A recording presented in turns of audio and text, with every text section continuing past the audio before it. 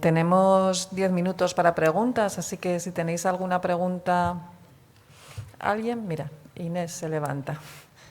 Yo os quería preguntar, bueno, enhorabuena por el documento, que es muy necesario, y yo os quería preguntar, en mi hospital tenemos contacto con los centros de salud de nuestra zona y los médicos de familia nos comentan cuando hablamos hacemos alguna sesión conjunta de VIH y así, claro que ellos en su cupo pues a lo mejor tienen uno o como mucho dos personas con VIH.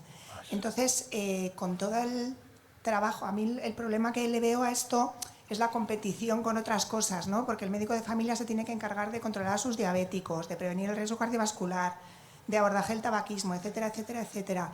Y para un paciente que a lo mejor tienen, a lo mejor os quería preguntar que cómo pensáis diseminar esta guía entre los médicos de atención primaria, teniendo en cuenta que también, además de esta guía, tendráis otras 500 más a las que tenéis que dar también prioridad.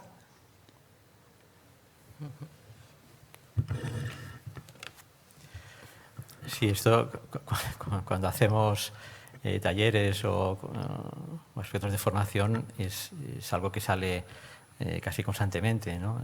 El poco número de personas con VIH que tenemos en las consultas. Esto es heterogéneo. Hay centros que tienen más que otros, depende de su ubicación y de características de la población. Pero yo creo que aquí hay varios aspectos. Siempre preguntamos, de acuerdo, quizá no tienes muchos pacientes, pero si hablamos de prevención, ¿me puedes decir cuántos pacientes con VIH no diagnosticados tienes o cuántos pacientes en riesgo de ITS tienes, ¿no? Esto sería un aspecto. Y el otro, que es algo que tenemos que trabajar todos por conseguir revincular a las personas con VIH que están atendidas en las unidades hospitalarias con atención primaria. El mensaje que siempre nos ha llegado a atención primaria es: paciente con VIH, mañana, si puede ser antes que no pasado mañana, remitir a las unidades. Es cierto, pero esto provoca desvinculación, porque estos pacientes no acabamos de verlos por otros motivos, sí, pero de manera esporádica. Y yo creo que hay que hacer un esfuerzo, está claro que hay que llevarlo lo antes posible por el tema de tratamiento, etcétera, pero no hemos de desvincular al paciente de las unidades de la atención primaria y al revés. Las unidades de unidad VIH tienen que promover que luego las personas que atendéis vayan a su médico de familia, porque hay muchos otros aspectos no relacionados directamente con el tratamiento que sí que tenemos que abordar. Y es que además será así, estaremos más o menos de acuerdo, pero la evolución de las cosas creo yo, va a ir por este camino. Nosotros tenemos que atender a personas que tienen cronicidad, y dentro de la cronicidad tendrán su hipertensión, su diabetes, su infección por VIH, etcétera, etcétera, ¿no? Es cierto, vemos pocos pacientes, pero ¿por qué hemos de dejar de atenderlos? Tampoco hay ninguna justificación el hecho de que el número pequeño nos evite tener pues, la relación y el compromiso con estas personas también, ¿no? No sé si quieres añadir algo. ¿Tenemos otra pregunta? Bueno, quiero felicitarlos a los 4 coordinadores de este documento de GESIDA y de SEMERGEN, que probablemente para mí es uno de los documentos más importantes que se han realizado últimamente y que ha abordado de una forma integral pues, la atención a los pacientes con infección VIH y su continuidad desde el hospital hasta atención primaria. Yo creo que el trabajo y las personas que han participado ha sido importantísimo. Y bueno, animaros a que se implemente, porque realmente lo difícil viene ahora. Tenemos un documento marco en el cual trabajar, pero creo que es importante, y yo creo que ahí el papel que podéis tener de vuestras sociedades emergentes es muy importante, porque vemos que atención primaria, el COVID ha pasado como un tsunami por todo el sistema sanitario, pero especialmente en la atención primaria. Y yo creo que ahora mismo es muy difícil acercarnos con un documento nuevo para dar, entre comillas, más abajo a los médicos de atención primaria. Creo que desde vuestra sociedad es importante implementar no solamente los cuidados desde el punto de vista asistencial, sino todas las actividades preventivas en el diagnóstico precoz de la infección de VIH, que sigue siendo un problema que es insoportable. No podemos seguir asumiendo que tenemos el 40 y tantos % de los enfermos que llegan al hospital con un diagnóstico tardío. Entonces, animaros y intentar potenciar estas reuniones entre las dos sociedades para que esto no se quede en un documento más, en una página web, sino que se pueda implementar. Muchas gracias por vuestro trabajo. Vamos, yo por el comentario, que a veces parece muy difícil, pero luego en el día a día no es tan difícil coordinarse con el médico de atención primaria. Y lo que puede ser, lo que decís, cada médico de atención primaria solo tiene 2 o 3 pacientes con infección por VIH, pero eso es lo bueno, o sea que realmente al médico de atención primaria solo se le va a sobrecargar con 2 o 3 pacientes más que tienen diabetes, que tienen hipertensión, que hay que hacerles un control porque está con estatinas, igual tú no le quieres volver a decir que vaya al hospital, sobre todo si está lejos, para hacerse una CPK. O sea, que eso es una fortaleza en ese sentido.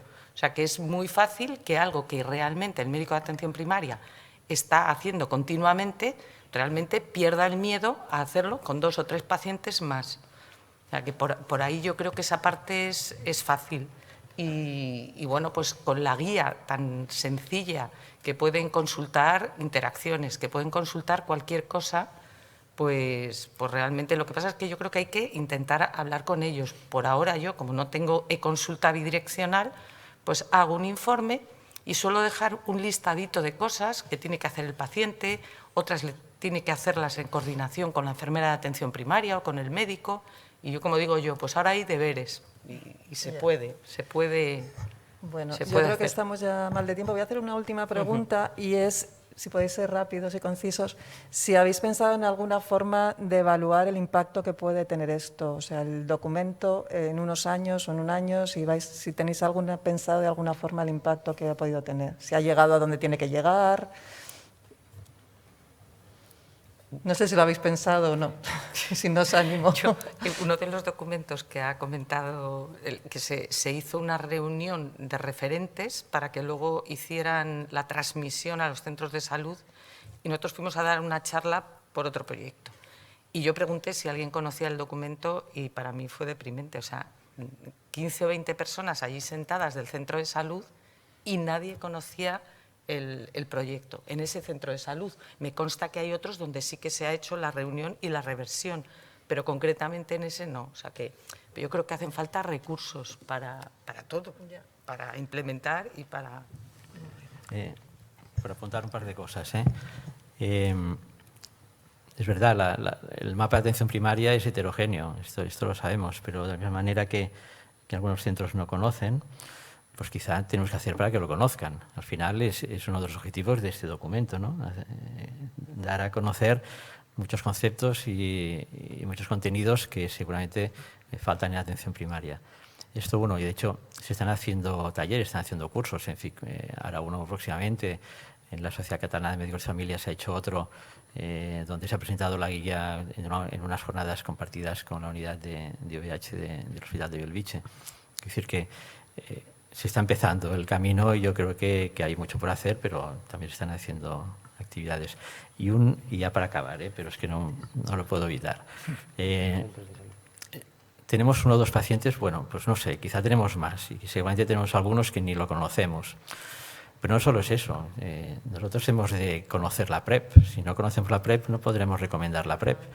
Y es un poco triste ver que los documentos que hay de PrEP a nivel nacional no hay ningún representante de atención primaria, por ejemplo, ¿no? Si no conocemos las cosas, poco podremos hacer también.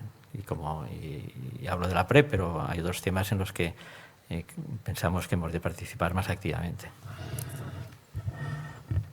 Pues no sé si querías decir algo, José Emilio. No, bueno, lo que estábamos comentando, hay tantas cosas que se pueden poner en marcha. Un aspecto por donde se puede empezar es si podría tener sentido que en los centros de salud hubiera un compañero de atención primaria que fuera referente del tema de infecciones VIH. No, yo creo que con lo que se ha comentado de uno, en Madrid lo calculamos y viene a ser 3 a 5 por cupo, 3 a 5 VIH por cupo, viene a ser lo que tienen. Entonces, que existiera esa figura. Perdona. Es el 3 por 1000, por lo tanto, pues serían 5, 6, 7. Algún centro como el de Juanjo tiene identificados 12 pacientes con VIH. Entonces, pues no es variable. Y lo que es fundamental, como se ha indicado ya, es la comunicación y el trabajo bidireccional. Eso a veces está en función de los profesionales. Nosotros, en nuestro departamento, el Clínico de Valencia, tenemos una excelente relación entre los centros de salud, entre los médicos de familia y la unidad de enfermedades infecciosas, pero por voluntad de unos y de otros. Y eso es lo que no puede ser. Lo que no puede ser es que cada departamento, cada comunidad autónoma esté en función de las voluntades de los profesionales que trabajan allí. Tiene que ser la administración la que diga esto ha de hacerse, esto hay que ponerlo en marcha.